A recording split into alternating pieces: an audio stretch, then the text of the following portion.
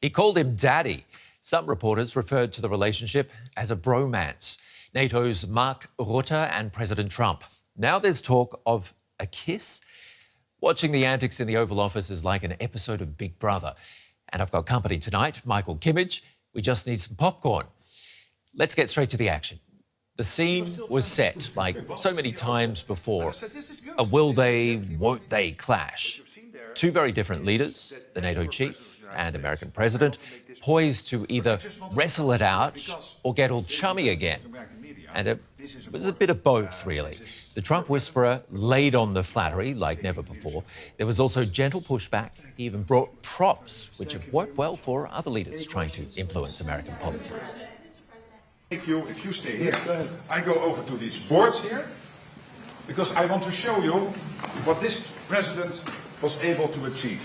And I start with this chart. This chart is about the Trump trillion. The Trump trillion shows you the increase Europeans and Canadians are paying into defense since you took office in 2017. I can assure you this is because of Russia, because of the threat, but I'm also absolutely convinced that you, being President of the United States, being consistently pushing for something which since Eisenhower has not been achieved, which is the Europeans equalizing their defense spending with the United States. Well, Donald Trump said it wasn't just about the money, and then it got a little weird. Have a listen. I just want their loyalty. We don't need their money. We don't need anything. We have the most powerful military in the world by far. But I just want loyalty. You know, we're so loyal to them. We're always fighting for them. We have thousands of troops all over Europe. In Germany, we have 50,000 troops. And then you want a little, give us a little nudge, give us a little kiss. We don't want much. And they say, no, we can't do it. Michael Kimmage is director of the Kennan Institute, a US group that studies Russia. Will Trump get that nudge or kiss, as he puts it, from the world's most powerful military alliance? Well, he certainly will get these kinds of meetings. You have an upcoming meeting in Ankara, a NATO summit that will be taking place in about 10 days' time. And I think there you're going to have a lot more back and forth of a real kind. And who knows what the outcome of that summit is going to be. But in certain ceremonial moments, you know, President Trump asks for flattery and he receives it. But the abiding question with Rutte and others is just how long it lasts and what real effect it has. So when you say real, this is more theatrics here, what we're seeing, basically. Well, I think it's absolutely theatrics. I mean, it's there's almost a comic tone to it, and yet, you know, sort of suitable to the Trump White House in terms of the graphs and you know, the simplicity of the narrative. It rings true in a certain sense, but you know, it matters today. It's very hard to know if it's going to matter tomorrow. But tell me, Rutte interrupting Trump and walking him through those charts didn't really seem to impress the president. It's truly very hard to know. I mean, I think he's apparently a visual person, and he sat and listened politely. We have other examples of Oval Office meetings that went off the rails, most famously with Ukrainian President Volodymyr Zelensky in February of 2025, and this was a far more uneventful, smooth meeting than that. So I don't think that Rutte has too much to regret. Where do you reckon this leaves their relationship? The thing with the U.S., you know, European relationship at the moment, and it's far beyond the story of today's news, but it's not a linear relationship. It's not as if the relationship fell apart in the first few months of the second Trump term, and it's not as if the relationship is doing well. It's clearly a kind of dysfunctional relationship, but it's one that goes in circles, where in part the U.S. withdraws military support from Europe. You've seen that over the last few weeks and months. In part, the U.S. remains very engaged and engaged as well in diplomacy and other initiatives with Ukraine, and it goes up and down. And I think what Rutte was trying to accomplish was just to make this an upcycle before the upcoming Ankara summit, and he may well have hit his mark with that, even though it's you know, lacking in substance and almost hard to believe on the surface. Now, Trump singled out a few countries he wasn't happy with: the UK, Germany, France.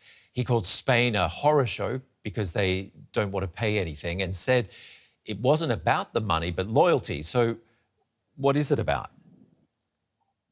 Well, I think in this case it's clear what it's about for Trump. which is that Trump wanted a degree of deference from Europe after the U.S.-Israel invasion of Iran in late February of this year. Trump didn't receive it from every European country. In fact, he didn't receive a lot of deference from any European country in the case of Iran. And Spain was conspicuously critical of this effort.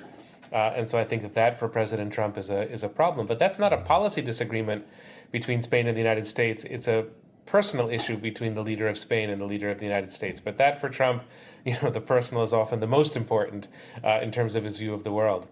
Michael, Rutte's main goal is to keep the US at the centre of NATO. How fragile is that at the moment? Keep the U.S. at the center of NATO, that's very fragile.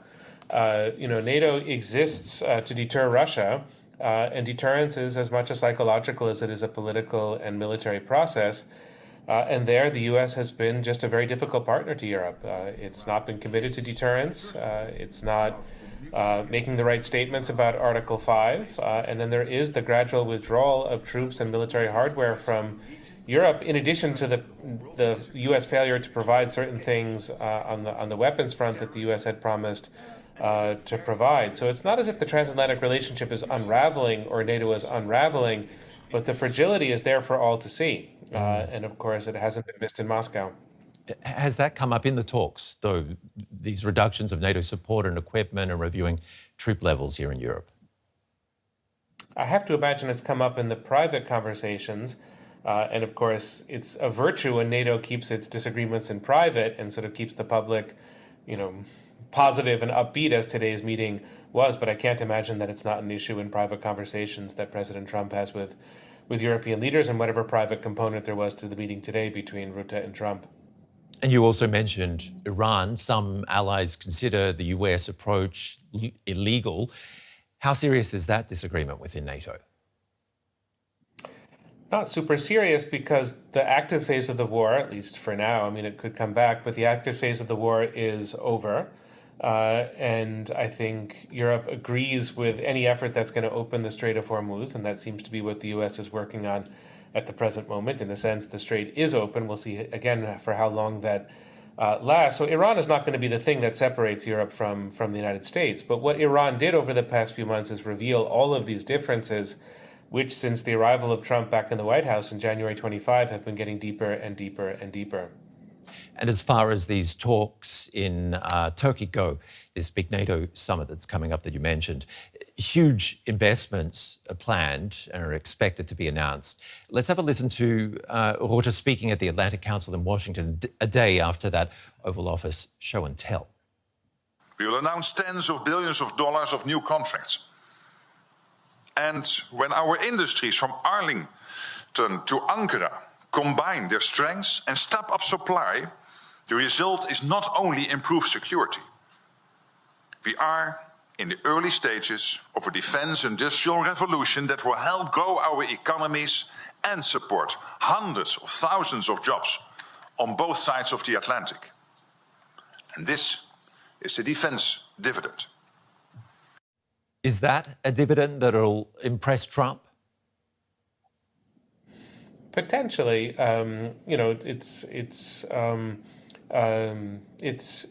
possible. I think Trump probably looks at the connections between U.S. defense spending and the American economy. I'm not sure he's able to connect, European defense spending to positive elements of American economic growth. But Rutte is trying to make that connection for him. But to the extent that Rutte succeeds in making that connection, that Europe is investing in things that are going to bring profits and economic benefits to the United States, it's a very wise and sort of successful message. It's the right message for Rutte to make. I don't think that democratic values or European stability or questions directly related to Ukraine are going to convince Trump, but this kind of argument might.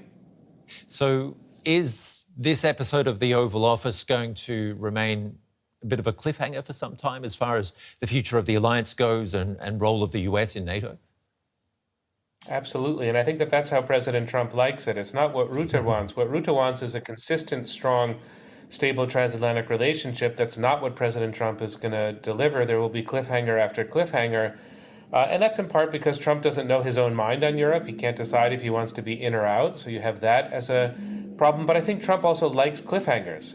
He likes the drama of people not knowing what his next step is going to be. So that's absolutely built in. But at this stage, even the cliffhangers feel quite ritualized. And so it's almost a factor of continuity, although it seems like discontinuity. Well, he knows how to do reality TV. That's for sure. Michael, thank you very much for your time and your analysis. Thank you so much. What do you think? Should Trump be allowed to run rings around NATO and continue to call the shots? Or is Rutte doing a good job of just making it look like the president's in control? I'm Ben Fajzullin. See you again soon.